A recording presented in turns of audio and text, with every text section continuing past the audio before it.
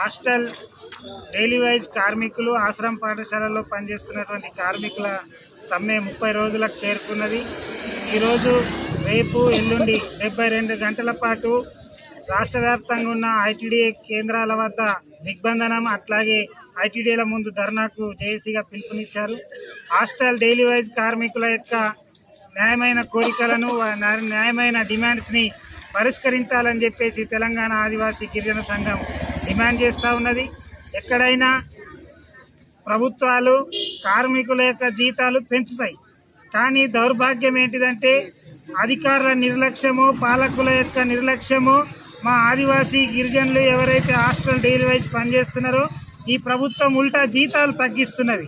ఇది ఎక్కడి న్యాయం అనే దాని గురించి ఈ సందర్భంగా మేము అడుగుతా ఉన్నాం.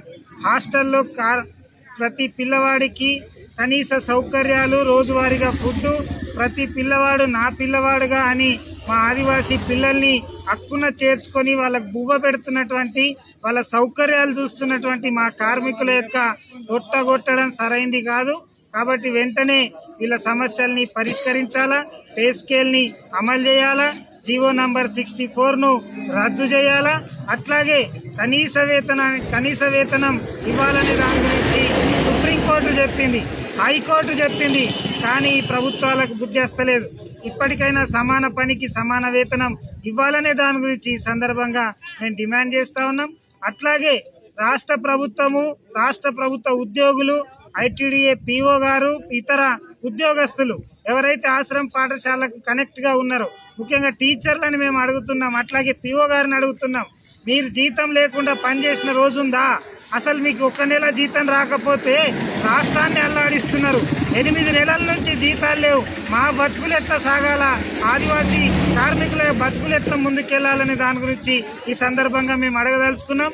ఇది వచ్చే దీపావళి ఆదివాసులకు పెద్ద పండుగ. ఈ దీపావళికి పండగకు బట్టలు కొనాలన్నా, ఇంట్లో కూరగాయల సరుకులు కొనాలన్నా వేతనాలు మాత్రం ఇవ్వట్లేదు. ఇప్పటికైనా ఈ ప్రభుత్వం దిగి వచ్చి వీళ్ళ సమస్యల్ని పరిష్కరించాలా, పెండింగ్ వేతనాలను చెల్లించాలా, గత సంవత్సరం సమ్మెకాలపు వేతనాలను చెల్లించాలా, అట్లాగే ఈ సంవత్సరం వేతనాలను కూడా చెల్లించాలని చెప్పేసి ఈ సందర్భంగా మేము డిమాండ్ చేస్తూ ఉన్నాం. అట్లాగే ప్రతి కార్మికుడికి జాబ్ గ్యారంటీ ఉన్నది, కానీ డైలీ వైజ్ కార్మికుల యొక్క జీవితాలకే గుర్తింపు లేని పరిస్థితి ఉన్నది. వాళ్ళకేమన్నా హాస్టల్లో జరగరాంది జరిగితే, లేదా హాస్టల్ బయట ఎక్కడైనా జరగరాంది జరిగితే వాళ్ళ ప్రాణాలకు విలువలేని పరిస్థితి ఉన్నది. కాబట్టి వాళ్లకు ఎక్స్గ్రేషియా కూడా ప్రకటించాలని చెప్పేసి ఈ సందర్భంగా మేము డిమాండ్ చేస్తా ఉన్నాం. ఈ సమస్యలను పరిష్కరించేంత వరకు ఆదివాసీ గిరిజన సంఘం ప్రభుత్వం మెడలు వంచే వరకు పోరాటాలకు మద్దతు ఇస్తూనే ఉంటుంది. రేపు భవిష్యత్తులో ఆదివాసీ గిరిజన సంఘం రాష్ట్ర వ్యాప్తంగా అన్ని కేంద్రాల వద్ద కూడా ఆందోళనకు పూనుకుంటుంది అని దాని గురించి తెలియజేస్తూ, ఇప్పటికైనా డైలీ వైజ్ హాస్టల్ కార్మికుల యొక్క సమస్యల్ని పరిష్కరించాలని చెప్పేసి ఈ సందర్భంగా మేము డిమాండ్ చేస్తా ఉన్నాం.